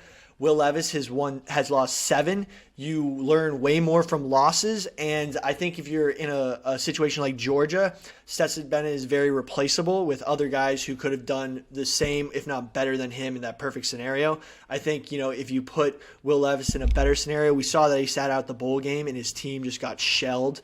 I mean, if you took Stetson Bennett out of a Georgia game, I don't think the backup would do that much worse. Georgia's still going to win in all those scenarios. So, what about the counter argument that Will Levis choosing to sit out the bowl game, doing some load management at that point? A real gamer would have wanted to be out there with his guys. I mean, he was banged up and he played through a pretty brutal season with those guys. He's one of the few I understand get to the draft. And we're going to get to the 2 jacked. There's a lot of what ifs with Will Levis when we get into it. For the record, I do agree with that. I do have Will Levis ahead of Stetson Bennett on my big board. I do as well. Yeah. I concur, Doctor. Matchup number 9, Max Duggan versus Hendon Hooker. Where are we? Blowout. We're in the semifinals. Thank you, Jake. Thank you. That actually makes much better sense for me, too. Max Duggan versus Hendon Hooker. You're looking at it. Well, I'm looking at my reading notes. Off your bracket, Bill. Correct me if I'm wrong. I feel like you're not. I feel like you don't actually have it written out as a bracket. No, I don't. He does. I'm staring at the blog. I'm looking at all my notes. But is there a physical bracket in it? Yes. Oh. But I'm looking at the notes. Chat. That's in the group chat. I sent it in the group chat. So I didn't want to look because I want to be surprised with who wins. I'm just gonna say if you're an AWL and you don't like this segment, fuck off. This is what Billy if I at don't his like finest this right now. You told me to do this. I know. I was just going to post the blog. You're doing well. Keep it up. Okay, Let's Max go. Duggan, he's a game winner, but unfortunately, this is the end of the road for him. Hendon Hooker totally beats him. Max could end up being the next Ryan Fitzpatrick. I think that's his not ceiling, but a very realistic, positive outlook for Max Duggan. Hendon Hooker advances. Matchup number 10. This is where it gets weird. Will Levis versus Anthony Richardson. So, this is my problem. This is where it gets weird. So, Will Levis and Anthony Richardson both hit the ceiling while at their pro days. Yep. Will Levis did it. Everyone shat on him for it. Anthony Richardson did it and said that he hit the roof on purpose because Will Levis did it. This is my red flag. I want my quarterback to be a leader, not a follower. Oh. Like he was copying someone else. He was like following the lead. Just me, I want my quarterback to set the tone. Will Levis set the tone of another man's pro day. I'm just saying. I'm just saying. Even though a real person would just been like, fuck that. There's no fucking low ceilings in an NFL stadium or dome. And if I put arc on the ball, like sometimes it's essential to put arc on the ball. And actually one thing about Will Levis is that he throws receivers open using arc and using touch in a way that, like, the biggest comparison I could say is Brett Favre. It's like he's throwing it like a guy who's like seen those situations like 1,000 times. And how is him getting Jack going to affect that though? Is he gonna lose the touch because he got too big? Well, the thing was, I did some research. He was jacked before this. He's knew he could get that jack. Yeah, he knew he could get that jacked, and he was injured and had to like stay off some stuff, and he just got jacked again. He was doing this all while he was jacked. But I think that weirdness, that mayo in the coffee, that eating a full banana, that weirdness and, being way too jacked. We saw the quotes, like a lot of NFL GMs and coaches don't want their quarterback to be jacked. John Gruden quoted it about Brady Quinn. And so I think that's actually going to make him drop into a better situation. Like he just had a meeting with the Patriots. Will Levis with the Patriots, I think, would be much better than Mac Jones, much better than Bailey Zappi. So he could end up having a better career than AR-15 because he's in a better situation. And he's a friend of the show. Right. Now we're in the final matchup. Final matchup, Hendon Hooker. I'm curious, Billy, when you said he's been injured, so he's had to stay off some of the stuff, and now he's back. What does that mean? Like stay off the weights. Got it. Yeah. He is a friend of the show. He's probably listening to this right now, so congratulations, Will. You are a finalist, and the finalists are Will Levis and Hendon Hooker. Now, Billy, can I ask you a question? Yes. Have you met either of these two gentlemen? I've met both of them. Oh, okay. All right. Have you met anyone else in the bracket? Max Duggan. Okay. Yep. Mm-hmm. Who was the one seed? Well, he was in my. Stetson Bennett came on the show. Yeah, but met in person. I didn't meet him. Yeah. So this is where I think we can really get a real criticism of Will Levis. Will Levis was on one question for quarterback. I think he came vastly underprepared for that segment. I think his one question was low-hanging fruit. I think he could have made a better question, and there was a touchdown open for him, and he took the check down by asking who would get kicked off of Pardon My Take if you had to pick someone. And so I think... Now, you didn't like the question or the answer? He's actually right. That is like... It's a low, like he could have prepared a great question, but he just got in there and he just took the low hanging fruit. He picked on one person. Think about that. Yeah, who's doing the bracket? Yes, who's doing this? So I mean, these are things you got to consider. Also, I asked him what he was going to do with his time while he's in New York. He said Carbone, going to Carbone, and that's just like the high class equivalent of Michael Scott saying Sbarro's the best pizza in New York. So I have a little judgment issues. Wait. Carbone is really good though, and hard to get a and it's also not. Is it chained? If you don't know good New York City Italian food and do your research, I'm just saying Carbone is like the Sbarro for people who. Where would you have sent him? I would have sent him to Arturo's, which is actually 2 blocks away from Carbone, which I told him, which actually has way better home style Italian food and without all the BS. So just 2 judgment things that I'm just putting up there. I mean, look. It might not matter to a lot of people, but those are the things I judge people on. And then Hendon Hooker wins. Okay. Now, what would you say, just a little post-game, the media gets in front of you and says, Billy, we read your bracket. There's a report out there that the only college football game you went to this year was a game Hendon Hooker played in at Tennessee. Some are saying that's the only game you watched, and that's why he's number 1. That is wrong. I watched a lot of games. Okay. All right, that's good. That's just me. Question from the media. Actually, from my grades on tape. I grade on tape. From your seats, what were you going to say? From my seats, it was probably actually better if I watched it on TV. Well, you had the all-22. Yeah. They're great seats. Shout out Game Time. Game Time. Yeah. Oh, fuck. Okay. All right, well, Billy, that was great. No, but seriously, I think Hendon Hooker has the best combination of falling to a bad spot and having good enough talent to like make it in the long run. Also, Will Levis. I'm just busting his balls with all that stuff. The last part, he'd get it. I mean, you can't say that after. I mean, you got to keep the ball busting going. Doesn't matter. Okay. All right. Well, great job, Billy. Another great QB bracket. I don't know why ESPN pays these experts when we have Billy, and he whipped that up as we were doing it. Just check it out on the blog. It'll make a lot more sense. And I have like a couple of like cool stuff about each quarterback that I couldn't include. Okay. Awesome. Arrest footage, funny moments. It's full breakdown. Check it out. All right. Okay. Also, you left out Hendon Hooker's got gigantic hands. They're Yes. like 10.5-inch hands, right? Billy's. The biggest hands. What was that move, Billy? What were you just doing there? Now we have an echo. My mic unplugged. Just enough time. Just enough time. All right. Billy's muted. All right, we'll do our last ad, and then we'll do Fyre Fest on the other side. Last ad, real quick. Barstool Sports Store. Are you tired of boring sports merch that doesn't reflect your personality? Look no further than Barstool Sports Store. It's NBA playoff season. We've got all the coolest gear to rep your favorite team so you can show off your fandom in style. Just quick update. We are working with B-Ball Paul. Hopefully we'll have a deal signed shortly so we can get some B-Ball Paul merch. Sixers and Celtics, there will be a lot of merch when that series starts. Look at these new hats we have. These are the camo, pardon my take hats. We have new hats every single week, it feels like. So head to Barstool. What? What are you laughing at? Yeah, every week. Do we not have new hats almost every week? Yeah. I mean, one of the brands has a new hat almost every week. Bi-weekly. Bi-weekly new hats. Head to store.barstoolsports.com. Get ready to be the envy of all your friends. I don't know who wrote that part of the copy. That's a weird thing. How about this? How about I just go off script here and say, we make funny merch. There's some really good high-end merch. There's also some joke merch that I love as well. When I did the Bulls almost winning the 8th seed t-shirt, championship t-shirt, that was cool. I like that shirt.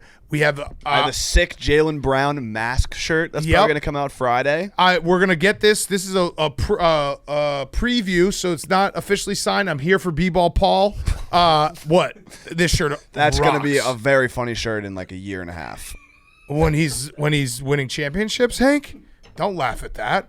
But yeah, we have all the merch. So basically everything you want. We have golf stuff. We have golf shirts. We have pants. We got shoes. We got hats. We got weird trinkets, everything. It's all there, and we're gonna come up with new stuff, new jokes. I am a homosexual. The way I said that right there could have been taken out of context. All right, here it is. I am a homosexual. Yeah, I said that too fast. I am a homosexual. Go check it out right now. Store.barstoolsports.com and be the envy of all your friends. Okay, Fyre Fest of the week. Hank, would you like to start? Sure. I have a couple. Okay.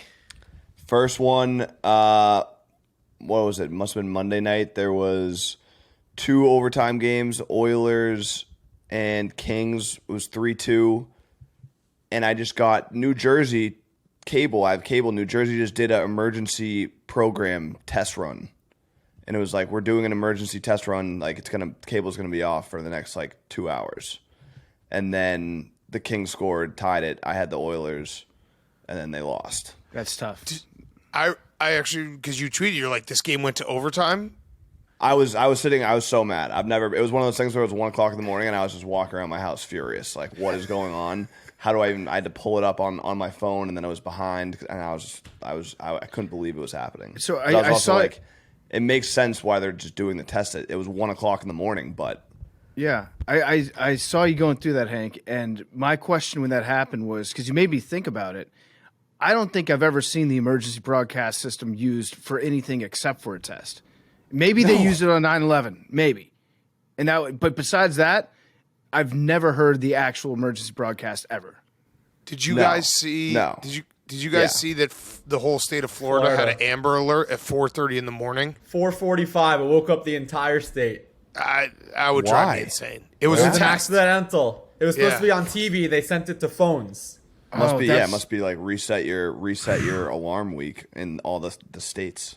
That's like when they sent out that nuclear missile inbound thing to the entire state of Hawaii. Before, I think that was real.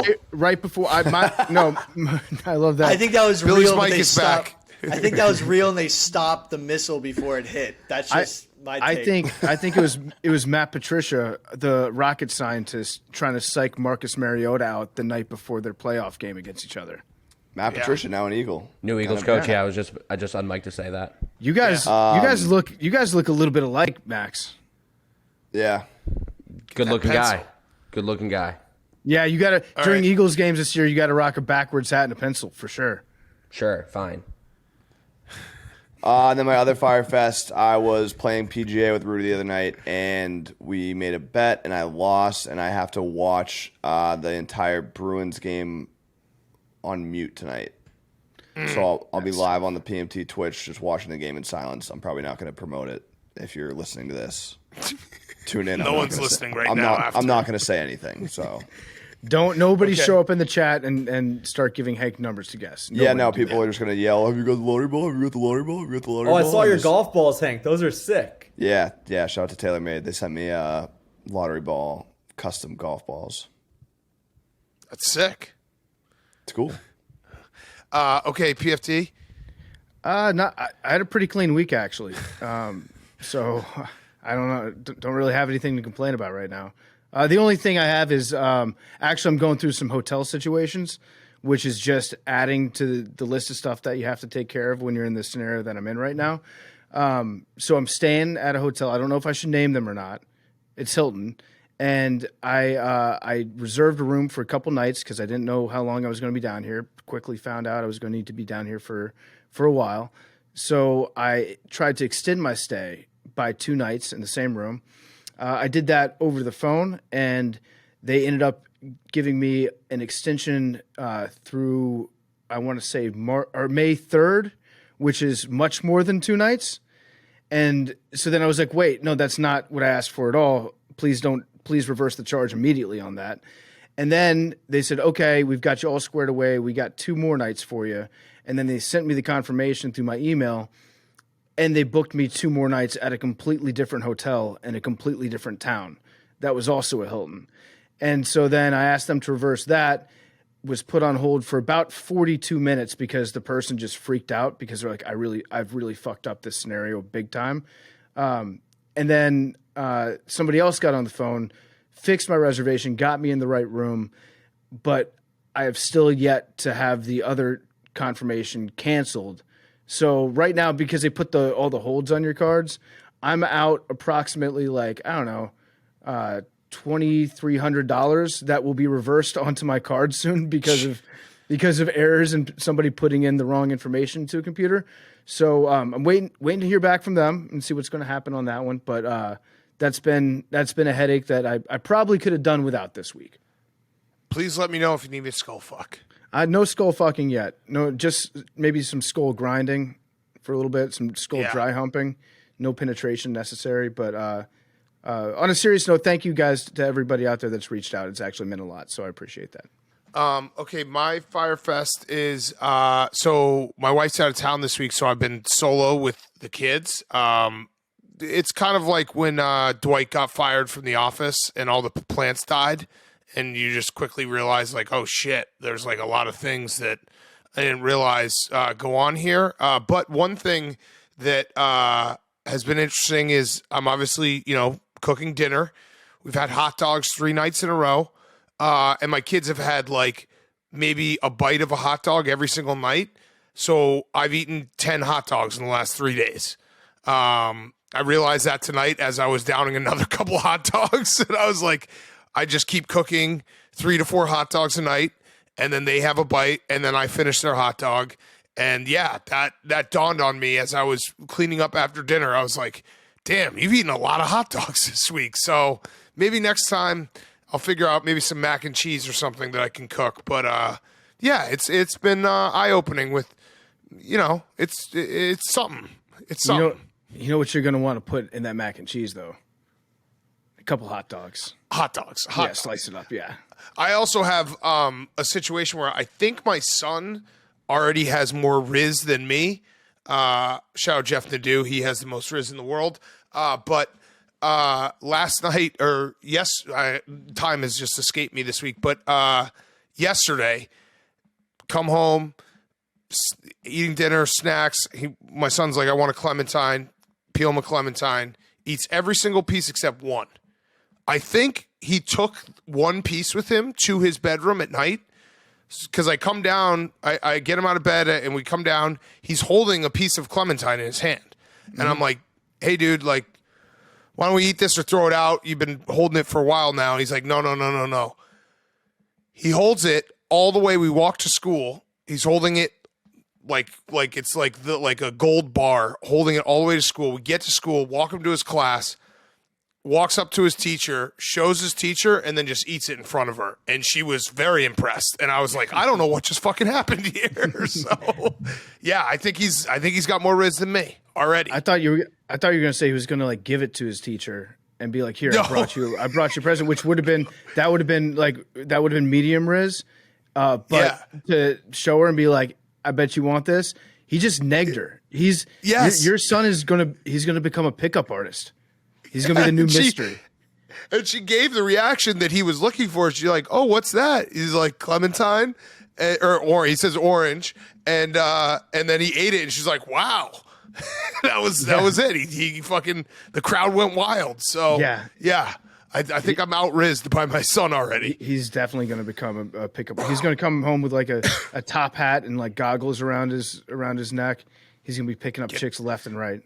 Get addicted to Latinas in Lancaster, PA. I would listen. That means I did a good job as a father. I don't know okay. what that means. Nadeau. That's a Nadeau. Oh. Our colleague Jeff Nadeau. I think he tweeted the other day, like, hey, I'm addicted to Latinas and I don't care who knows it. So now we know it. Now we all know it. You know what's wild about Lancaster, PA? My buddy works there. He's like, there's no one there, and he has no idea where Nadeau's finding these people. Sounds like your buddy's a loser. Good point. No offense. All right, Billy. I got fat. Nice. Billy Welcome to the football. club. I did. Yeah. Belly football. Couldn't work out for 2 weeks. Put on a lot of pounds, and it's hard to stop being fat in a bunch. Yeah, but you got the frame for it though. Max, I know. don't nod that furiously. No, Try to hide it a little. I know you guys have been nice and haven't been saying anything, but I know I put on a lot of weight recently. All I was saying is that it's hard to not be fat. Yeah, no, it is very hard. It's a daily struggle to not be fat. That's what I was agreeing with. Been eating hot dogs nonstop.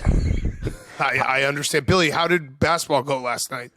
Good, we killed it. Oh, nice. Hank, Hank hit some threes. Me and Billy both played well. I would say it was both of our best performances. Hell yes. Won by Hell 6, yes. held Let's them go, off. boys. Billy was beasting on the boards, putting up. I had a couple threes. It was great. Yeah, Let's go, boys. Playoff bound. Hell yes. I might come to the playoff game. I love to hear it. Love to hear it. Next week's our season What was that finale. fucking head shake, Max?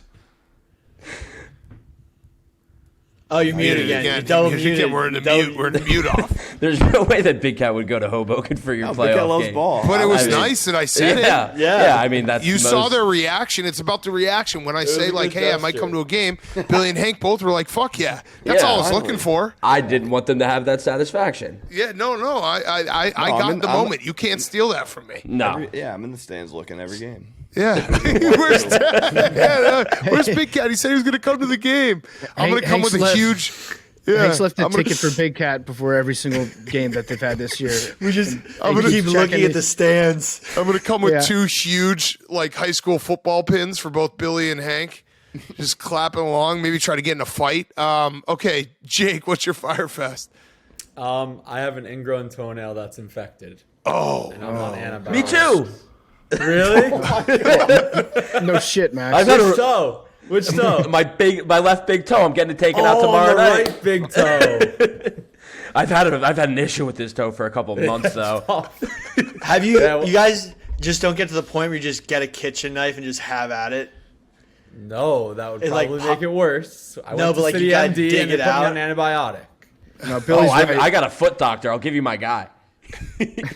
Billy's right. Thanks. Billy's right. Every man at some point in their life has performed like minor surgery on themselves, and you're not a man until you do that. Until you cut into yourself without you Cut take a off shot of wart whiskey or something. Yeah. Yeah. You just put your foot over the toilet and you just fucking go to town. Yeah. Oh, I've yeah. just been told I've been I'm there. in danger of losing my toe if I don't get it taken care of. So that scared me. Oh my God. No, they gave took me care of that whole song and dance at the City ND too. That's You why I had to gotta go get get a foot doc. That's why I had to go to a foot doctor. No, you get a steak knife and just turn it Yep. into a giant cut, and then you That just keep sounds disinfecting the awful. cut. That Billy's sounds right. Awful. Billy's right. I mean, I get results. I How think long I'd have you guys rather been lose dealing my with toe. this? I'd rather lose my toe. I've been dealing with it for literally like 6 months. I've had this procedure done to my toe 5 times, and I'm doing it again Dude, tomorrow. get a steak knife and basically cut off all the want- infected dead skin and shit, and then just pour alcohol on it and just do that every day with bacitracin. Hell yeah. Hell yeah. Okay, so that is the show. We have big draft stuff coming next week. Obviously, NFL draft. Very excited. We think we'll be back in person. I did something special. So Jake, PFT, memes, and Billy don't know this. I did all the ads in studio earlier. Max and Hank were there. We did the lottery ball. They guessed. We said we're not going to tell them, so you guys get a full guess, and then we will tell you what the number is. And we can play the video for you after as well, so you can see it. So it is an official lottery ball. Numbers for you guys. 18. 69? I'm going to go with 46. Okay, so here's what we're gonna do. Obviously, we've had a little bit of different schedule this week with PFT's father passing away. So you just listened to the whole show on Riverside on us doing Zoom. PFT, Jake, and Billy are not with us right now, so they don't know that we're gonna do this. So we all 3 of us have to keep the result of this lottery ball completely separate. Do not tell them, and then we will play it for them at the end. So they're gonna get to guess as well. Okay? So numbers for the 3 of us. And double numbers do count. So if someone guesses, someone can double up. Actually, no, we'll just tell them our numbers. 59. 59. Is this something new? Wait. Have you ever gotten this? No. I can I just say as an aside, I love the little Hank stands out there that are like, when are we going to start talking about the fact that Big Cat's only got it once? And I just reply to all of them. I'm just like, ask me if I've ever gotten the lottery ball. And they're like, have you ever gotten it? I'm going to say yes. That's all I have to say. Yes, I have. Congrats. I've gotten it. I'm happy for you. 59. Once. Yeah, 59. How many have you got? 0. Oh, okay. That's interesting. This is you're just doing the max no-hitter thing. Max, That's a shot. That was an unnecessary. how many shot. hits did the Phillies get in Game 3 of the World Series? My number is 20. Okay. Yeah, you know what? I'll go 17. 59. What? You were very confident with that. This is my number. Okay. My dad turned 59. It's it's been an emotional week. Okay.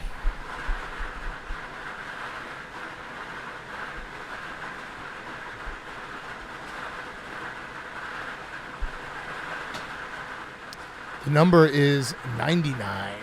Another JJ Watt one. No!